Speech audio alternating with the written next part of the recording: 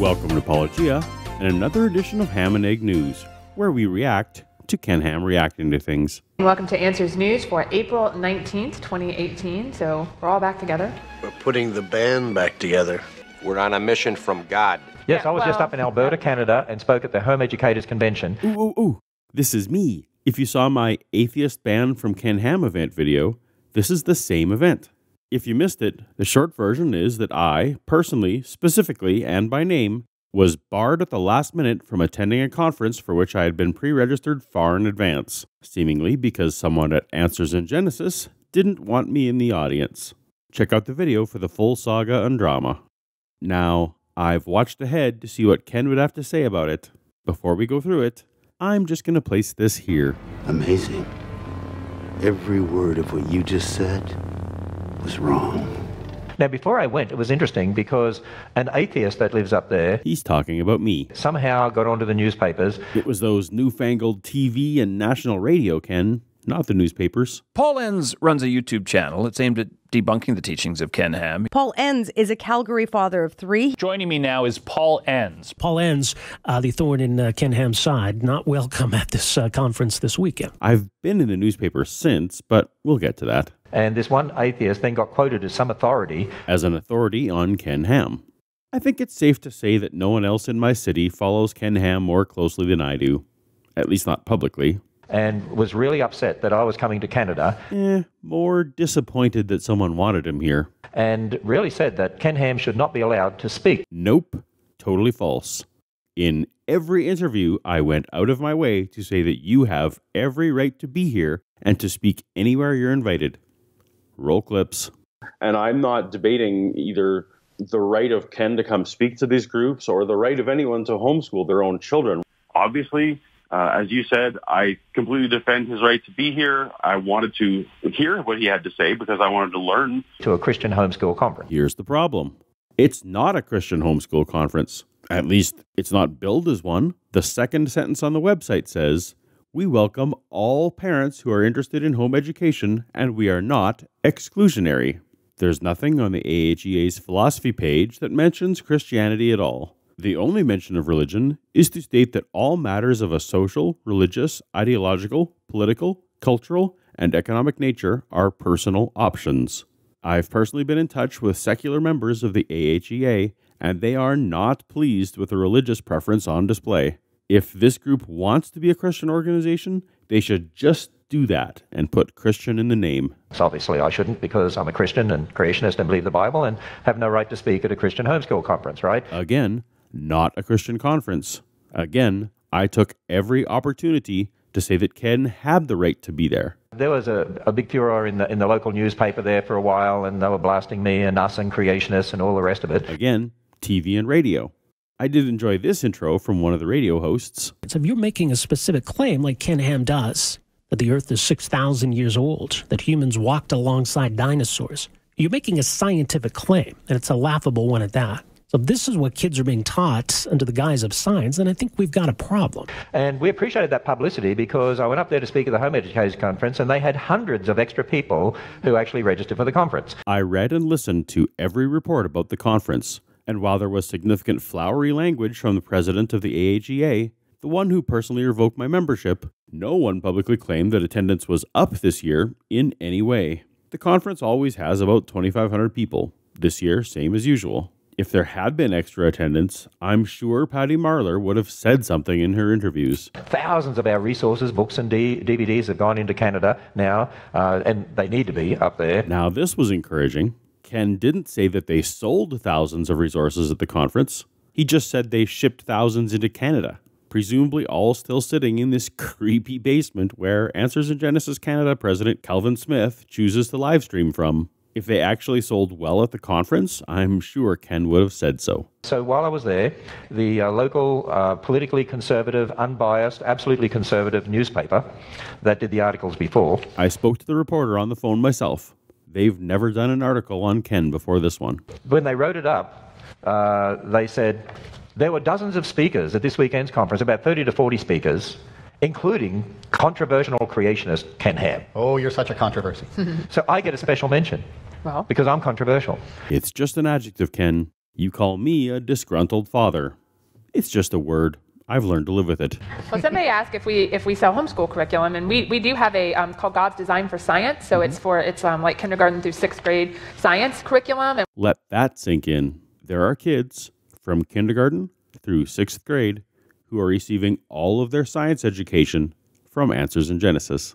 We have a Sunday school curriculum called Answers Bible Curriculum, which is a 4-year curriculum, goes from pre-K all the way through adult. And actually, homeschoolers right now are adapting it. And now Ken is admitting that they are encouraging parents to take material intended for Sunday school, giving them instructions on using it for their primary education. And we actually have a sheet for them. We did this up in Alberta. We had it there at the homeschool conference, and lots of people bought that curriculum to use it as a Bible curriculum for their kids. As sick as this makes me to hear, I'm excited for the first report of anything that happened at the conference. You see, I wasn't the only person who was banned from the event. This article, featuring this handsome devil, came out revealing systematic exclusion of anyone who might have reported back to the public on what was happening or being said.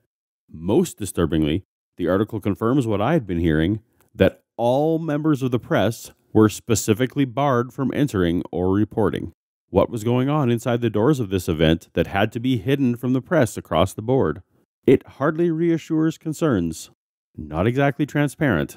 Here's what Patty Marler, the head of the conference, had to say about her own leadership style. I'm also looking forward to being able to approach any challenges that we have head on and being able to deal with them hopefully effectively.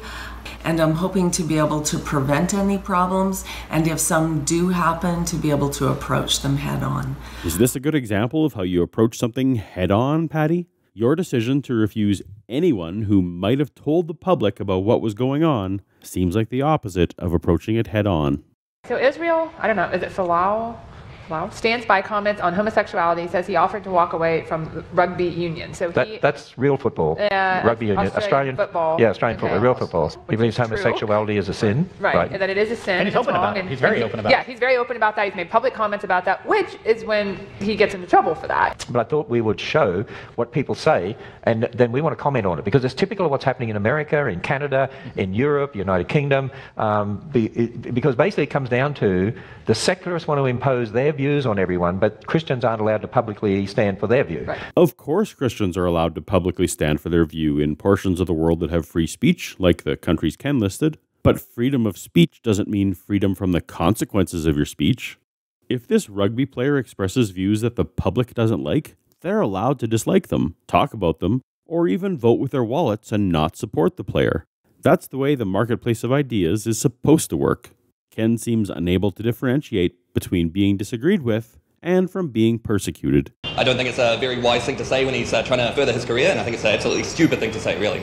And he said it's a stupid thing to say. What's stupid? Quoting the Bible? No, Ken. The interviewee didn't say that the Bible was stupid, or even that the opinion was stupid. He said that the rugby player was being stupid by risking his career to make such controversial statements. As a public figure who makes a living by entertaining the masses, the player has to know that anything he says could affect the public's desire to watch him play. If he's not moving tickets, his employers won't pay him. It's the ultimate democracy. There's a reason why most athlete interviews are completely devoid of controversy and content. They're all trained to say nothing so as not to make anyone angry. Personally, I think man-on-the-street reaction is the lowest form of news and almost universally useless in telling us anything about actual public perception. But this guy is right, Ken, and you've missed the point entirely. See, being a Christian today is stupid. That's what they're saying. Watch out for these things. Has their entitlement to their own opinion, but no one has the right to condemn someone for who they love. But that person's condemning this person. That's right. Yeah. It's a double standard fallacy. That's what we're seeing here. Only Bodie Hodge can so consistently label fallacies he doesn't understand. A double standard is when one set of criteria is used in one situation, but not in another. This woman said that condemnation for who someone loves is wrong, not that condemnation of anyone for any reason is wrong. I can say that no one should be judged by the color of their skin, then turn around and judge someone by the color of their shirt without committing any kind of double standard. And there's no such position as a neutral position. In fact, from a biblical perspective, you're either for Christ or against. The us versus them narrative from Answers in Genesis is getting stronger and stronger. For Ken, it is not merely Christians versus non-Christians anymore. It is almost more so those who believe in the AiG-branded young earth creationism, Hammonism as Stated Casually calls it, and the rest of the church. When one's market segment is shrinking, it's important to entrench them and invest them even further. A great way to do that is a common enemy. You know, it's like atheists who say they don't have a belief, they have a non-belief. Yeah, their belief is they don't have a belief. Non-belief. Yeah, that is a belief. Religious belief. And they have a belief that all life arose without God, and they believe there's no God, and they say that's a non-belief, and that's a neutral position. It's not. Not to get into any kind of definitional arguments here, but Ken is conflating two positions. Belief in no God and no belief in a God are subtly different. I could ask people if they have milk in their fridge. One might answer no, while another might answer, I don't think so. Neither person believes they have milk, but only the first is asserting there is no milk. Different people give those different positions on God different labels. So when you hear someone use a label like atheist or agnostic or whatever, the best thing to do is to ask them what they mean, rather than assuming and insisting that you can define someone else's beliefs for them. You know, we're growing up in a world where, you know, everyone's different and people need to learn that. So, like, yeah, be open-minded, man. You got to be open-minded. Is she being open-minded?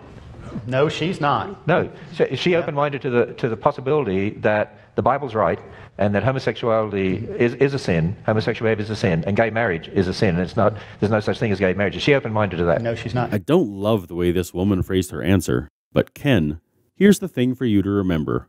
One can be open-minded to an idea and still ultimately reject the idea. Most of us have taken time to consider the Bible's stance on homosexuality, or at least the fundamentalist interpretation you follow, and many have found it lacking. Careful consideration, leading to rejection, isn't being closed-minded. Closed-minded is having a conclusion about something before considering the evidence, which is literally what you demand all of your employees promise to do in writing. Stick to a conclusion no matter what the evidence. They're intolerant of our intolerance. There you go. Is that a joke somehow? Somebody said it's good to be open-minded, but these people are so open-minded their brains are falling out. So, might be true there. Hey, our studio, we got our studio. Yeah. Okay, I've seen every single Answers News episode, and that's the loudest audience reaction ever. Really? Have they honestly never heard so open-minded that your brain falls out before? You actually, that's the first clap Dr. Purdom had in ages. Well, no, that wasn't from her. That was from someone else. Oh, that's right. The earliest printed record of this phrase is a 1937 article by Professor Max Radin of the University of California in the Yale Law Journal. And his phrasing seems to indicate that it was already common and tired at the time. Not exact, but similar phrasing is found in a 1909 collection of G.K. Chesterton's writings. This joke is literally over 100 years old, and Ken's audience laughed like they were hearing opening night at the latest Netflix stand-up special. I get tweets from people saying, well, I believe the Earth is 6,000 years old. Well, I believe you're a fucking idiot then, right? You can't have an opinion on the age of the Earth, right? You can have your own opinions, but you can't have your own facts, right? It's very inconsistent. Very inconsistent. All right, Big Crack. Don't get me started on Big Crack. Big Crack is evidence that East Africa could be splitting in two. So this is in East Africa's Great Rift Valley, and basically a gigantic crack occurred that messed up a highway. You know what? A lot of people would rather see that happen on California right now. Yeah, the San Andreas Fault. Yeah. So if part of California... Particularly Sacramento, right? Well, we only want certain parts of California. Yeah. The staff of Answers in Genesis is officially endorsing the murder of Californians in a plan stolen from Lex Luthor. They always say, oh, all this continental plate tectonics all takes place over millions and millions of years. And then here it says, but every now and then something dramatic happens. And in other words, yeah, it just happens over millions of years. Well, look, this happened catastrophically. Millions of years. And this happened catastrophically. I covered this in more detail in my Genesis Paradise Lost series. But what Answers in Genesis tries to do is conflate gradualism and uniformitarianism. Gradualism was proposed in 1795 and hypothesized that everything in geology happens slowly and evenly, as creationists like to pretend is still held today. Gradualism never really caught on, and it was quickly revised to uniformitarianism, which simply predicts that the chemical and physical processes at play in the present have held over time. Of course, the Earth's history includes periods of catastrophe and periods of calm. Every geologist in the world will tell you so. Deliberately misrepresenting what uniformitarianism is keeps young Earth creationism in business. But they won't believe in a catastrophic global flood. We just went over this about your categorization of homosexuality as a sin. Just because your idea has been rejected that doesn't mean it wasn't considered. You don't have the goods to back it up. That's what I think is disappointing. Well, Andrew, no. I'm sorry. Victoria? No. Randy? Wasn't good enough today, dog, no. I would have said yes. You're kidding me. It has been considered for centuries and found to be lacking. Right, and that's the problem. And we believe the continent split up at the end of the flood. But Eric Hoven's movie believes that the continent split up during the flood, not afterward. And you're in that movie. That in the early Earth, there was one landmass. Just one continent split up, we believe, during the flood. So which is it? And it'll take, what, about 50 million years for that to occur. But again, there's Why are they so cracked up about it then? Yeah. Oh, my God. Do you have any idea how difficult it is to take the high ground when they keep talking about a big crack? So they're assuming the present is the key to the past. So if you just, extrapolate how fast they're moving now, but again, they're not accounting for the fact that things can happen very dramatically and very quickly. Again, no. The present being the key to the past doesn't imply that everything is constant. It means that how materials act today is the same way they would have acted in the past under identical conditions. A boulder falling on a bug would be instantly catastrophic to the bug, no matter what year it is. Okay, prehistoric reptile pregnant with octuplets. So 8. The automatic transcript that YouTube makes of videos couldn't figure out George's stumble here and said that the ichthyosaur was knocked up. That would have been a better story. I mean, to have octuplets and have it preserved, it had to be covered very quickly. And there's a lot of examples of ichthyosaurs with embryos that are preserved. Right. So it speaks of catastrophism. Again, every paleontologist in the world will tell you that a body has to be buried relatively quickly in order to fossilize. It's what happens after the burial that takes a long time. But Answers in Genesis and all creationists pretend that scientists claim that the burial itself takes millions of years. This is a deliberate misinterpretation that reinforces the audience's lack of knowledge. Well, look at the other one right down here. We have a fish eating another fish, which is a sign that that fish didn't get a chance to finish eating its lunch. The Answers in Genesis team is claiming that these fossils formed during the flood. And yet they also claim that all animals were vegetarian until after the flood. So why was this vegetarian fish eating another fish before the flood? All right. All right, well, we're out of time for today, and we'll see you back on Monday at 2 o'clock. I agree. Enough for one day. I have a lot of material I want to cover in the coming weeks and months, so hopefully that's the end of Ken Ham banning Paulogia from an event coverage. But when Ken talks about me, I'm going to talk back. On a different note, if you're subscribed to Netflix, may I recommend Ricky Gervais' new stand-up special called Humanity. Best tweet ever, right? Your science, my science, right? Science, by the way, is spelled S-C-I-E-N-T-S. Already good, isn't it? I mean, he's obviously heard the word. He took a guess. Never seen it written down because it's not in the Bible. So it's packed with evolution and young Earth creation material that I suspect you'll enjoy. A huge thank you, as always, to my patrons, whose support makes this channel possible. If you're interested and willing to join them, I'm getting close to a level where I can start to increase production. Please click on the Patreon link in the description for details. Thanks for watching. Please click on subscribe and the notification bell if you'd like to be notified when new videos are